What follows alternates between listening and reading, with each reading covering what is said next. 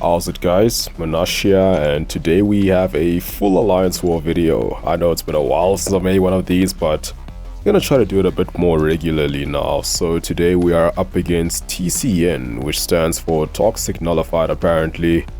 Although I like to imagine it stands for those cheating nutsacks, but let's not get into that today. We got a full path 5 to run, so 4 fights on my path, and then a Node 48 Nova and a 52 Terrax boss to take care of. So I actually have a few kitty fights today, a champ that I haven't actually made any war videos with, but I have used it a couple of times. Pretty much always with Tygra in Alliance War, and of course we are bringing Mr. Negative for a few fights. So the main reason why I don't really enjoy facing TCN is because they have a bunch of whales, and not like me, I mean proper super turbocharged whales.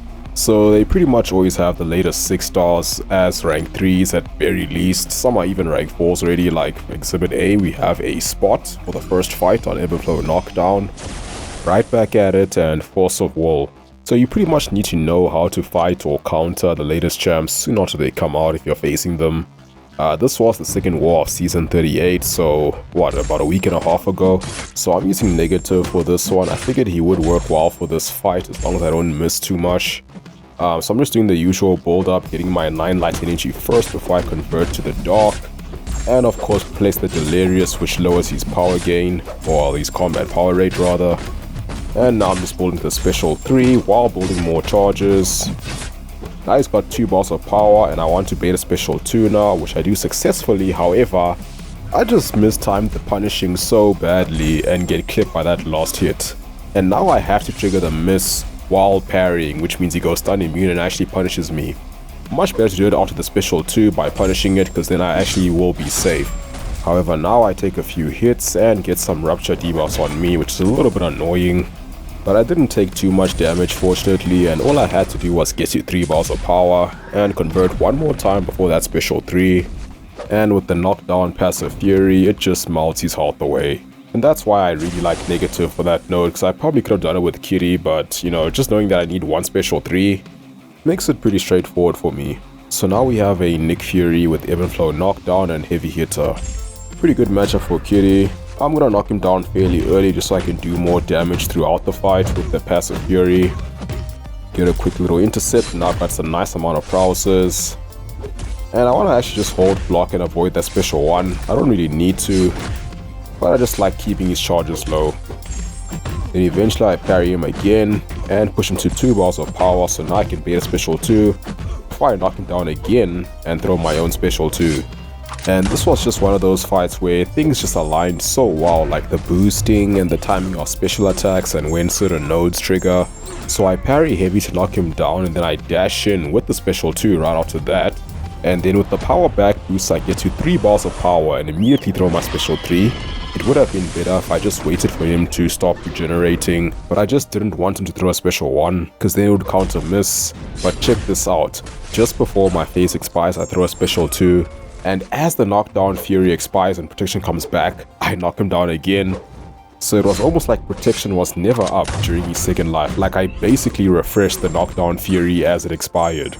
So that was a neat little fight for Kitty, and now we're moving on to section 2, where I first have a Hulkling with Ebb and Flow Intercept and Sadist. So this is the main fight I brought Tygra for. She generally does very well against Hulkling, and this node is no different. And I'm going to use an advanced power boost for that good ass fight time.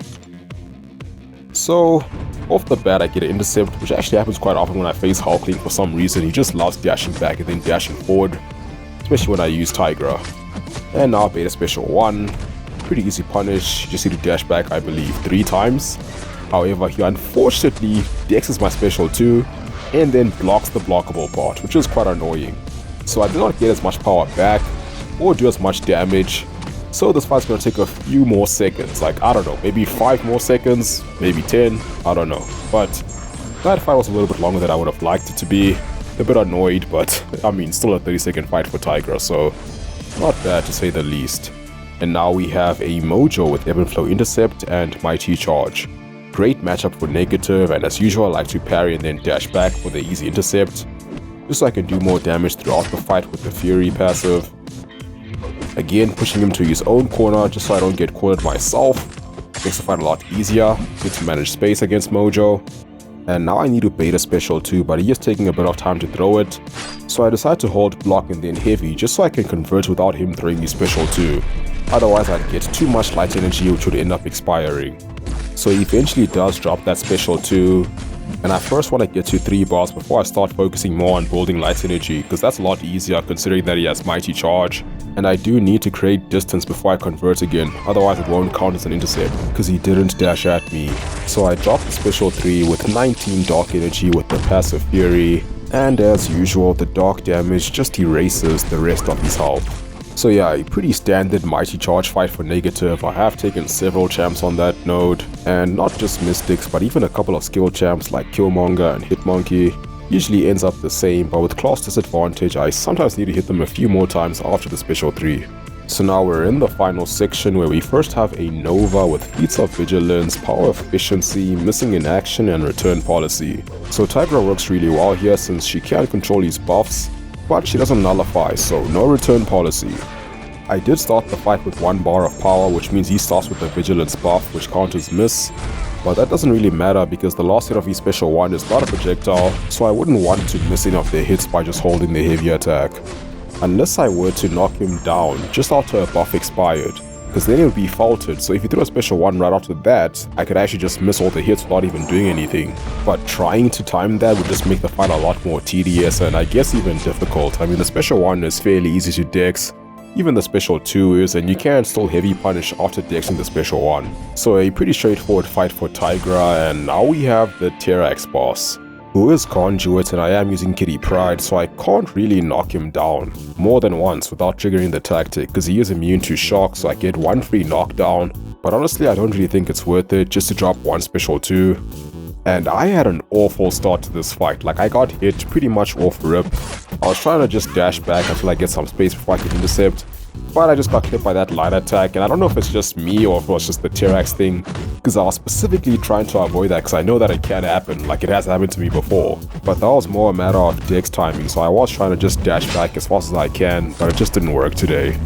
But after I land that first intercept, I'm pretty much good to go for the rest of the fight. Now I can just stay phased, stay unblockable, and just drop those cheesy medium light combos. Like, this is expert tier gameplay right here. I mean, it doesn't really get much better than this. I don't even know if it's possible to replicate this fight. I mean, there's just so many inputs, so much split second timing involved. The amount of precision you need to actually pull this off is just staggering. Do you have any idea how many hours were put into practice just to get to this level of execution? Like, bruh, you'd be shocked. I don't even think heavy only quaking was this difficult to learn.